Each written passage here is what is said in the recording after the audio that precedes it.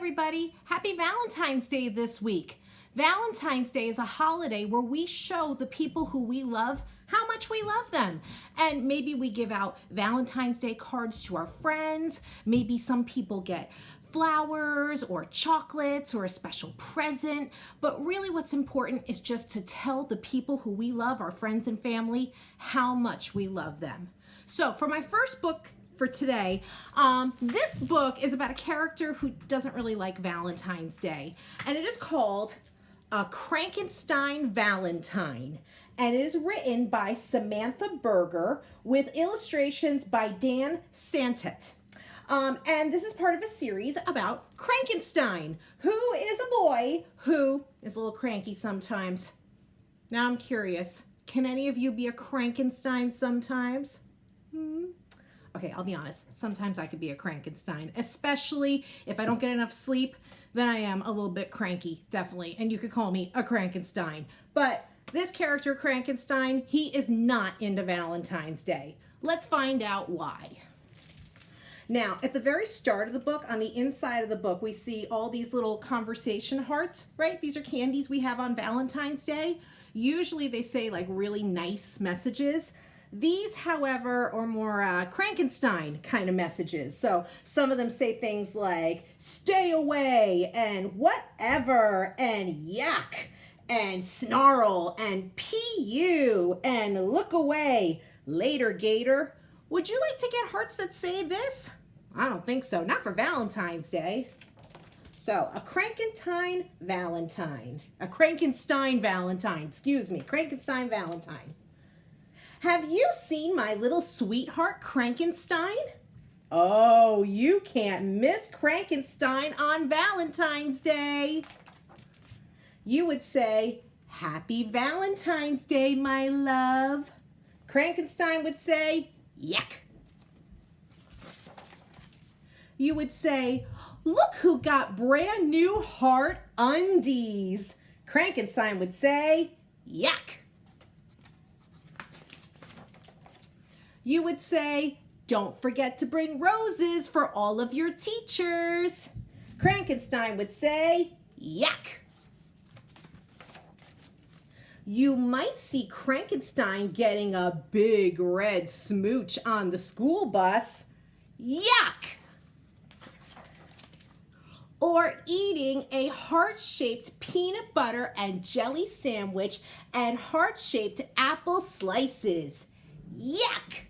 And then we see there is kind of a girl Crankenstein over here who says, gack! And using a heart-shaped napkin covered in hearts. You may even find Crankenstein making his own kind of Crankenstein Valentine. And here's his Valentine. It says, roses are red, violets are blue, Valentine's Day stinks. Seriously, P.U. Well, that's not a very nice Valentine. You could certainly find him biting into a chocolate with surprise hairy coconut inside. Yuck! Crankenstein doesn't care for that kind of chocolate. Or helping to make the mushy-gushy Valentine's Day garland. Crankenstein doesn't appreciate helping to make the mushy-gushy Valentine's Day garland. And you're guaranteed to find Crankenstein in the Valentine's Day school pageant. Crankenstein never said he wanted to be in the Valentine's Day school pageant.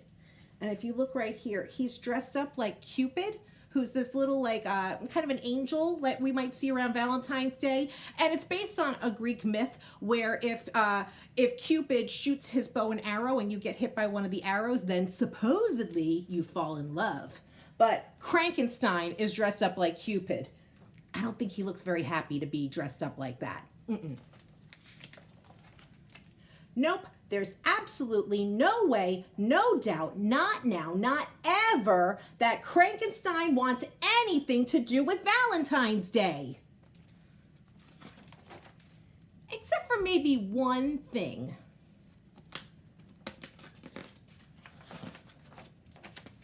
A best friend. who understands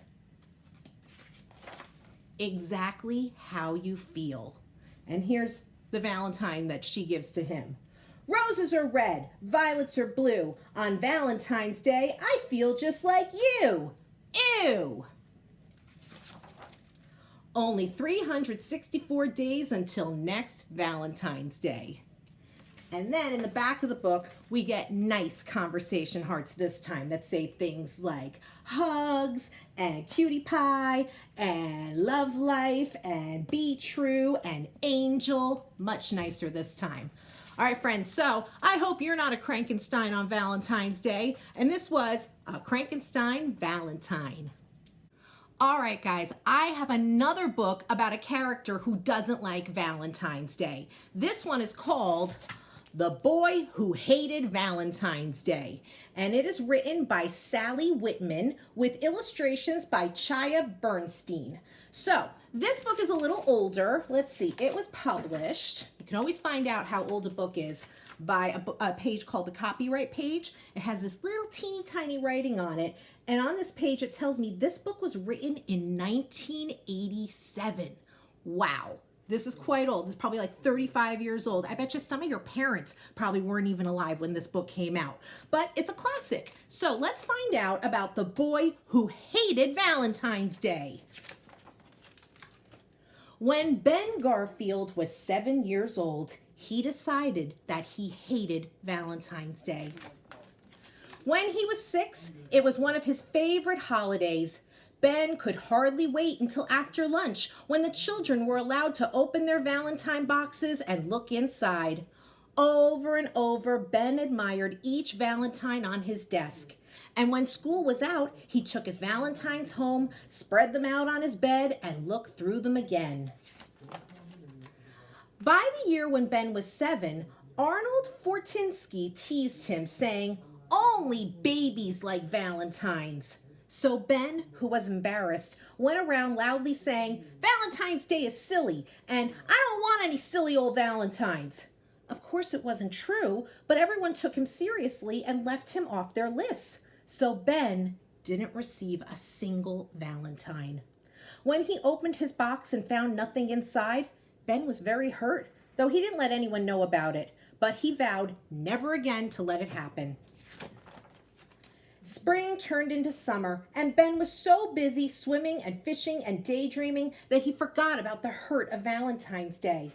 Autumn seemed to whiz by, and before you could say icicle, it was winter. Ben spent the long, dark days drawing. One day, when he was idly copying a dollar bill, his father noticed. "Say, that's good," he said. "I hope you never turn to counterfeiting, Ben. You'd be a millionaire right quick." Ben laughed, but he set his mind to thinking. And by the time Valentine's Day rolled around again, he had a plan. He would send out 20 Valentines, all to himself. There would be one from each person in the class. Perfect forgeries, copied from the signatures of his classmates. All right, now there's some big words they talk about on this page. Counterfeiting. Remember, Ben was tracing like a dollar bill. Counterfeiting is when people like make fake money. So that's why his dad was joking about them counterfeiting. Now, I'm just warning you guys, while I'm making this video, it sounds like my neighbor is plowing snow. So if you hear a snowblower, it's my neighbor plowing his driveway. So I'm gonna talk a little loud. Sorry, guys. All right. Also, the other word on this page is forgery. Okay, a forgery is when you're copying something. And Ben has this idea that he's gonna copy the way all of his friends write Valentines and give them to himself. So this way, he'll have Valentines. I don't know how this plan's gonna work out. Let's see. The next day, Ben spent spying. He wanted to be sure of the signatures just in case someone looked at his Valentines. Ben was able to observe everyone's except Celia's. "Ben Garfield," she said, covering her paper, "why do you keep looking over my shoulder? If you don't know the answers, you should study harder." Later, on the playground, Ben asked Celia for her autograph. "Why would you want my autograph?" she said. "Because," Ben fibbed, "I believe you will be a famous singer someday." "Oh," said Celia, blushing and signing her name. Actually, Ben thought Celia had a squeaky voice, but now he had her signature. The night before Valentine's Day, Ben disappeared into his room with scissors, paste, red and white paper, and lace, and he began to make valentines for himself. Then he pasted and arranged them the way he thought each person would have done it. One by one, Ben created his forgeries until he had 20 valentines for himself. Then he put them in the cardboard shoebox that he was to bring to school, and he taped them on the lid. Nobody would suspect that his shoebox was already full. The next morning there was math and reading as usual, but no one paid attention because everyone was excited about the party. "Look," whispered Josh, pointing. Plates of heart-shaped cookies covered Miss O'Leary's desk, and a big jug of punch stood on the corner. Arnold Fortinsky kept going to Miss O'Leary's desk to sharpen his pencil. When he thought she wasn't looking, he tried to grab a cookie. But Mrs. O'Leary seemed to have eyes in the back of her head. Refreshments will be served at the party, Arnold, and not before," she said. After lunch, everyone decorated their shoeboxes to receive valentines. Ben handled his box carefully so as not to give away the secret that there were already 20 valentines inside it. The others came out one by one, giggling and laughing. Arnold Fortinsky looked at Mary Beth and said, "Oh, Valentine, I'd die for you." And then he clutched his throat, gasped, and fell to the ground. Ben was about to nudge Arnold with his foot when he heard the teacher say his name. "Ben!" Miss O'Leary called. Maybe she had discovered his forgeries. Ben's neck grew hot. "Ben, I forgot the rubber ball. Would you please run back and get it for me?"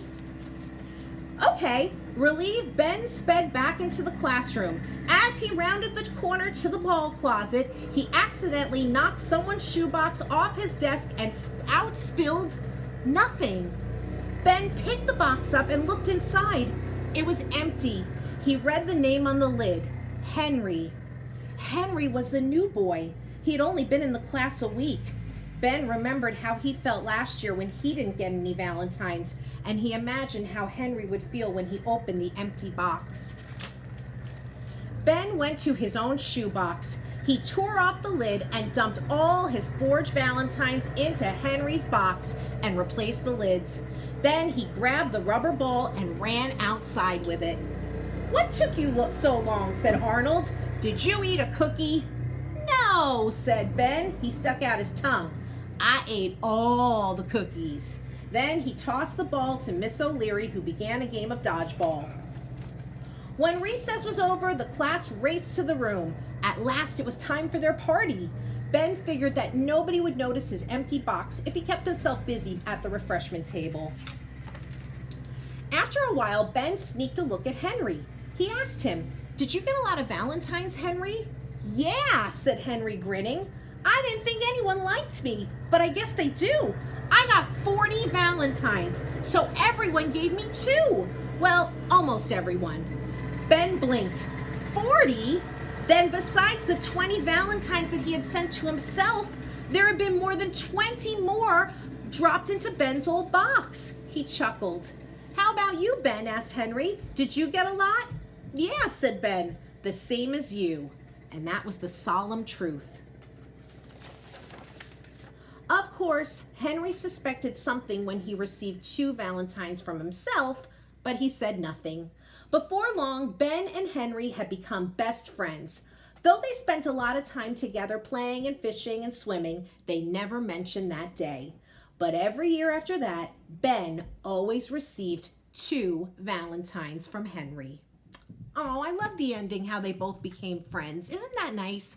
And remember, guys, it's always nice to include everyone from Valentine's Day. I know that's a rule in our school, right? We can't. If you give one Valentine to one person in your class, then you got to give one to everyone, right? Because we don't ever want someone to feel left out. So that was The Boy Who Hated Valentine's Day. I hope you have a wonderful Valentine's Day, everybody.